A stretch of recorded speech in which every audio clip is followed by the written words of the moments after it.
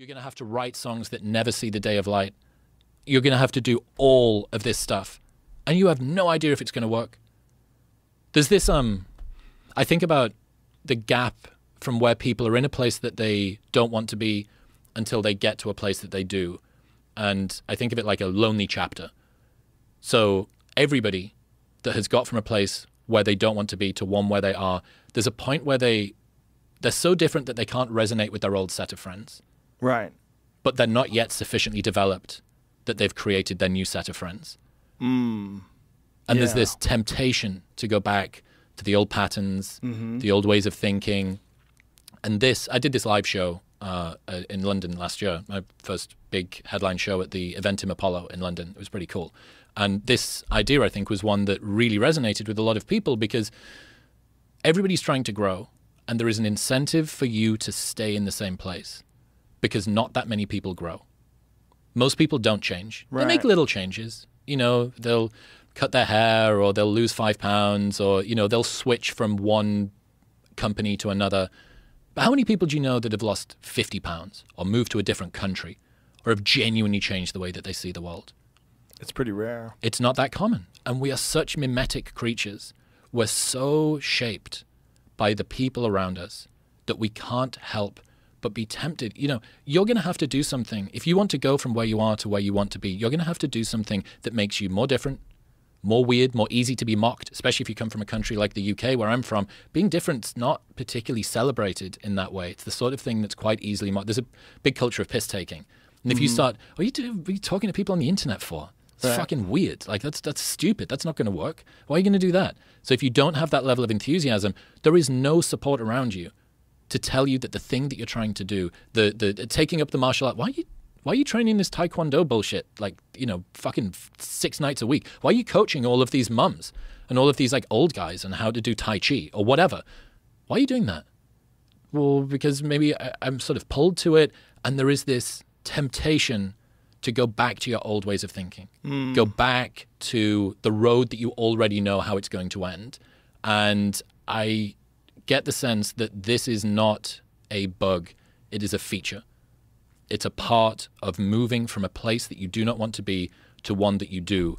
And for the most part, you actually need to live through this lonely chapter. And you look at it and you go, well, the fucking Rocky montage was 3.5 minutes. For me, it's been 5 years. Where's the championship ring? You know what I mean? I haven't won the fight. Where's Apollo Creed? None of this stuff's happened. The thing that I wish more stories talked about, if you watch it in the movies, yeah, sure, there's ups and downs in the journey of the athlete that's going to change his life around and get the girl. But his self-belief never wavers, right? He makes the decision, and it's one straight shot, typically. And there'll be some challenges, but he'll get there. His self-belief never wavers. I don't think that that's what the experience of doing personal growth is like at all.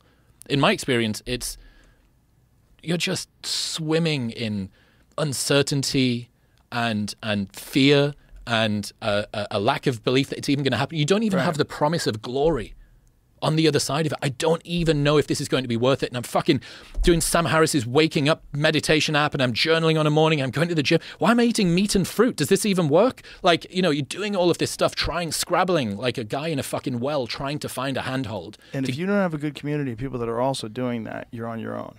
Yeah. Yeah.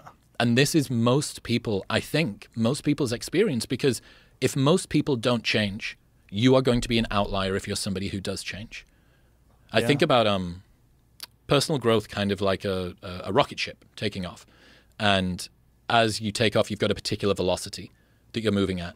And what you want is to find other people moving at the same velocity as you.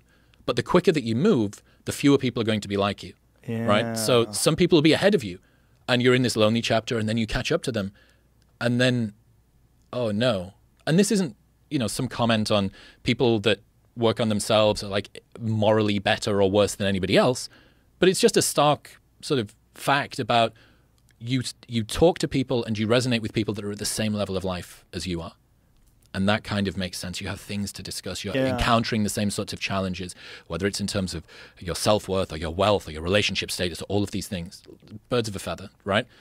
And, you know, one of the, I guess, difficult realizations of people who want to change their life is that if you do it well, you might have to go through a period where you let go of all of your friends. But the really bad realization is if you do it really well, you might have to do that multiple times throughout your life.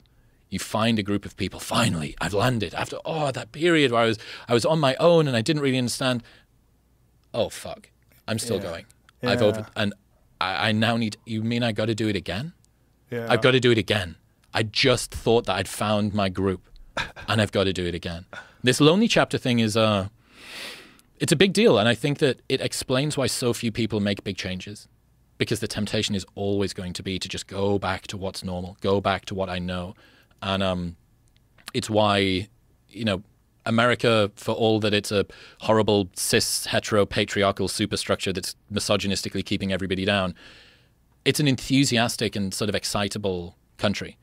And you guys have kind of got permanent first line cocaine energy about everything. And for me, it seems to be a real enthusing environment. It encourages me to do things, helps me to take risks. It's either that or get kicked in the head a lot. And I just love it. I love the fact that it makes me feel confident in doing difficult things. And yeah, I wish that more people had that community around them. I think largely Reddit is just a website filled with people who couldn't find other people to talk about their niche in their hometown. Like this particular there's a lot of that, right? Warhammer 40K version or whatever. Yeah. But yeah, it's difficult. And when you get to the stage where you're faced with some personal growth decision, you're always going to have to make this value exchange of, do I want to move forward on my own or do I want to go back with my friends? It's a good point, man. Chris.